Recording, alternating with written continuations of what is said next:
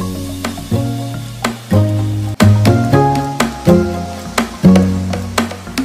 Guys, good morning. So आत्ता वाजले आहेत पहाटेचे 5:30 आणि we are going to a small vacation, like new year vacation.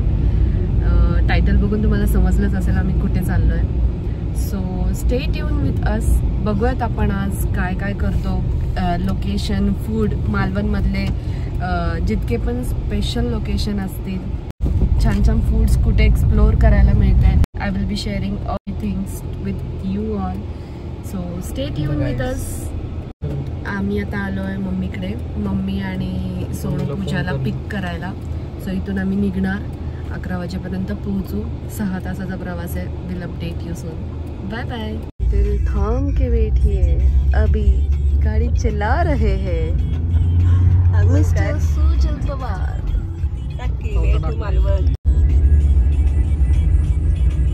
आम्ही आत्ता पोहोचलेलो आहोत मालवणमध्ये.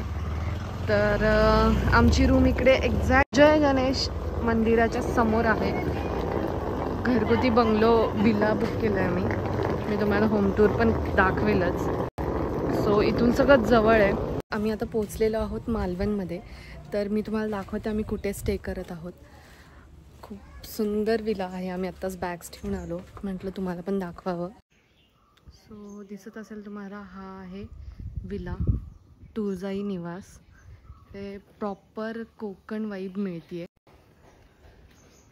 इकडे विलाच्या समोर, घराच्या समोर एकदम प्रॉपर तुळशी वृंदावन आहे आणि इकडून एंट्री आहे. आम्ही 5 लोकांसाठी खालचा फ्लोअर घेतलेला फक्त. त्यांचा डबल फ्लोअर डुप्लेक्स बंगलो आहे. सो डुप्लेक्स हवा असेल तर तुमच्या मेंबर्सनुसार तुम्ही बुक करू शकता. इकडे सुंदर नारळाची झाडं. खरंच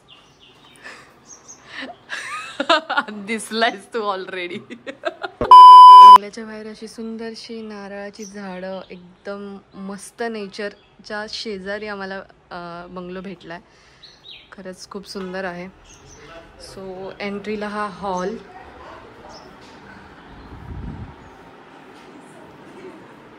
इकडे किचन आहे जो की अनयुज्ड आहे. इकडे दुसरा एक बेडरूम आहे. सो हा बंगलो प्रॉपर मोठी फॅमिली जिथे असेल तर त्यांच्यासाठी खरंच खूप युजफुल आहे. इकडे पण 3 बेड त्यांनी दिलेले आहेत. सो इकडे एक्स्ट्रा वॉश बेसिन, वॉशरूम आणि इकडे असं बॅकयार्ड भेटला आहे. सो इकडे आपण इव्हनिंगचा टाईम पण स्पेंड करू शकतो. मस्त घरासारखीच वाईब येते. मागच्या साईडला असं आहे. सो मोठी फॅमिली जर असेल किंवा ग्रुप असेल फ्रेंड्सचा तर खरंच इकडे स्टे करायला एक नंबर आहे. आणि प्राईस पण इतकी जास्त नाही, एकदम अफोर्डेबल आहे.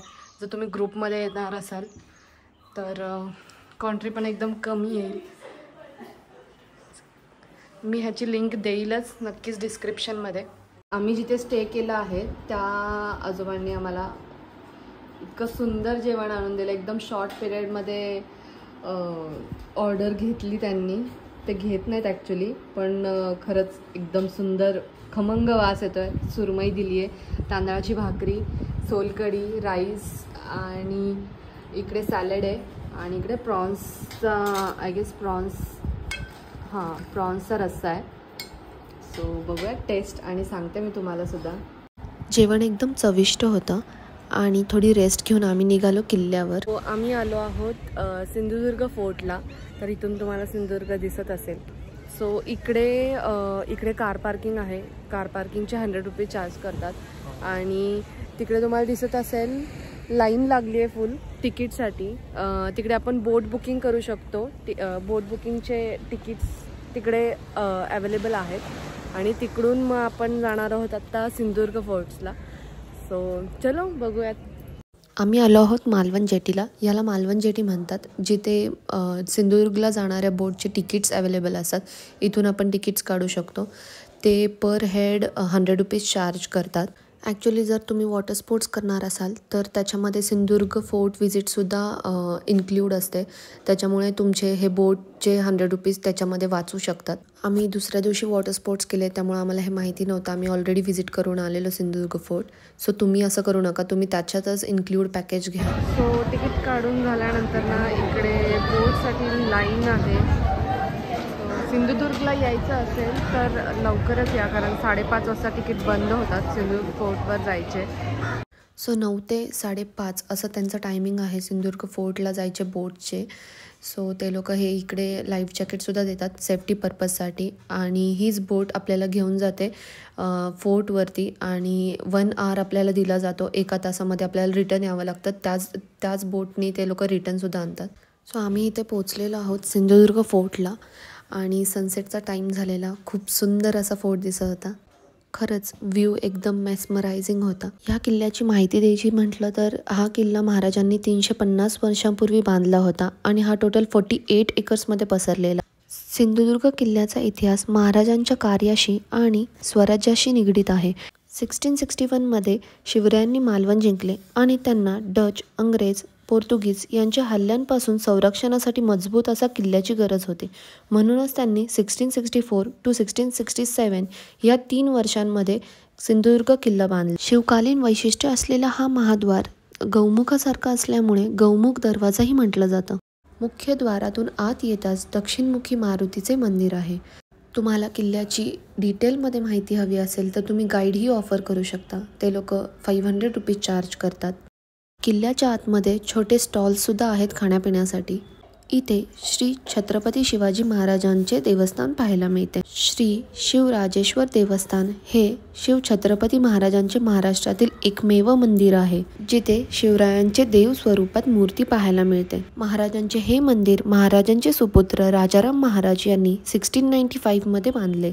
या मंदिरात महाराजांची तलवार सुद्धा आहे. ही मूर्ती पाहून अक्षरशः शहारे आले. मंदिराच्या बाजूला एक म्युझियम आहे जिथे शिवकालातील शस्त्र पाहायला मिळते. खंजीर, कट्यार, वाघनख्या, महाराजांचे वस्त्र हे बरंच काही पाहायला मिळालं. या म्युझियमसाठी त्यांनी 10 रुपये अशी एंट्री फी ठेवली आहे. वेळ मिळालाच तर नक्कीच भेट द्या. इथे महादेवाचे मंदिर आहे आणि ही विहीर दिसत असेल, पण ही विहीर नाही. हे 35 फीट खोल असा भुहेरी मार्ग आहे. म्हणजेच चारही बाजूनी जर शत्रूंनी वेढा घातला तर आपला या भुहेरी मार्गाचा वापर केला जायचा आणि धान्याचा पुरवठा पण ह्याच भुहेरी मार्गातून केला जायचा. हे आई तुळजाभवानीचे मंदिर जिथे महाराजांनी कोल्हापुरातून आणून ही मूर्ती स्थापित केली. इथे महाराजांच्या हाताचे आणि पायाचे ठसे पाहायला मिळतील. हा आहे महाराजांच्या हाताचा ठसा. थोडासा झिजलेल्या कंडिशनमध्ये आहे, पण तो इथेच आहे. तर इथे होता हाताचा ठसा आणि खालच्या बाजूला आहे पायाचा ठसा. तर इकडे दिसत असेल महाराजांच्या डाव्या पायाचा ठसा. आणि हा आहे बुर्जावरून काढलेला टॉप व्ह्यू सिंधुदुर्ग फोर्टचा. त्यात सनसेट आलेला खूप मस्त दिसत होता. जेवढं काही शूट करायला जमलं 1 तासामध्ये तेवढं मी केलं आहे आणि आम्ही आता रिटर्न चाललो आहे. त्यानंतर आम्ही आलो रॉक गार्डनला. इथे 5 रुपीज एंट्री चार्जेस आहेत पर पर्सन आणि ठीक 7 वाजता रोज रॉक गार्डनमध्ये हा फाउंटेन शो असतो.